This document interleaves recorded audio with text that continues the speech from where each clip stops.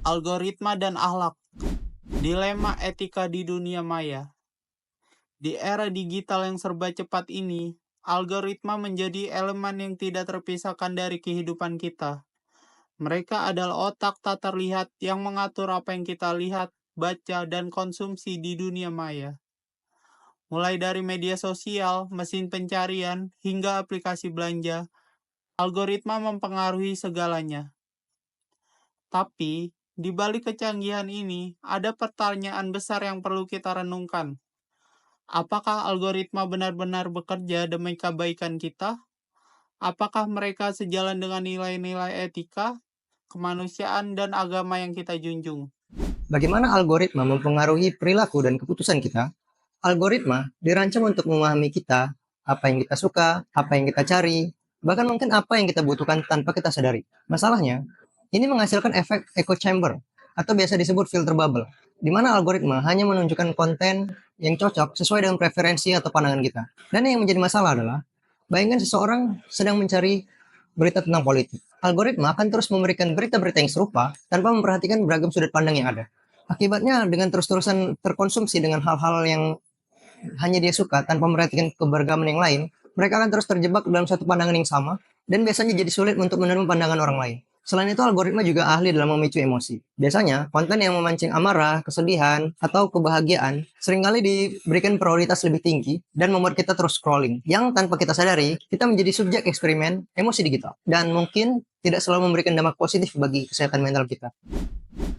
Implikasi etika algoritma dalam kehidupan sehari-hari. Ketika kita membahas dampak algoritma, ada beberapa isu utama yang perlu diperhatikan. Yang pertama, privasi dan data pribadi. Algoritma membutuhkan data untuk bekerja. Tapi sejauh mana data kita diambil tanpa izin? Pernahkah Anda merasa iklan yang muncul di media sosial terasa terlalu tahu tentang kehidupan pribadi Anda? Ini bukan kebetulan. Privasi kita menjadi taruhan di dunia digital ini. Dan sering kali kita tidak diberi kontrol penuh atas apa yang diambil atau bagaimana data itu digunakan. Yang kedua, ketidakadilan sosial dan bias. Tidak semua algoritma netral. Beberapa algoritma, bahkan yang dirancang dengan niat baik, dapat membawa bias yang memperburuk ketidakadilan sosial.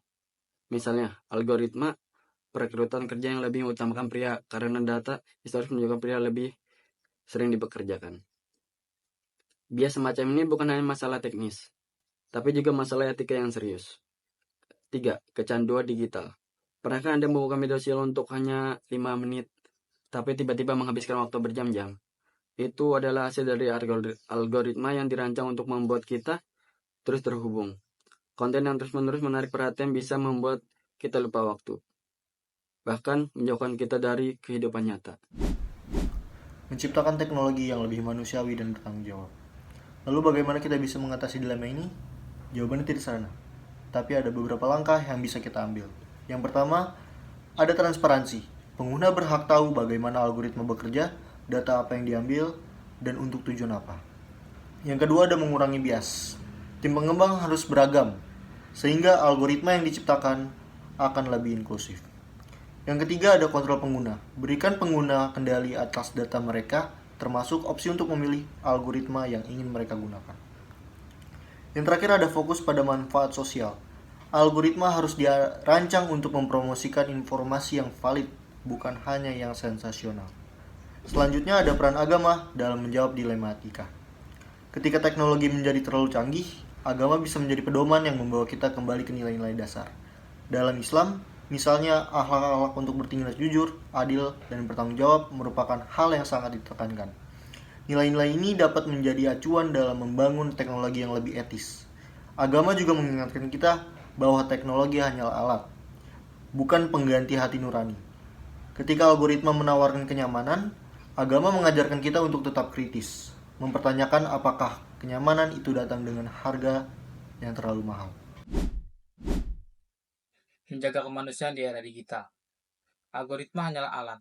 Mereka tidak memiliki hati nurani, tidak mengenal empati. Tapi kita sebagai manusia memiliki kedua hal itu.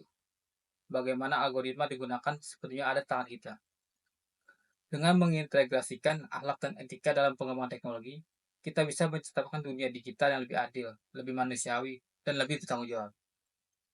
Era digital memang penuh tantangan, tapi juga membawa peluang besar. Dengan nilai yang kuat, kita bisa memastikan bahwa teknologi tidak hanya mempermudah hidup kita, tapi juga membuatnya lebih bermakna.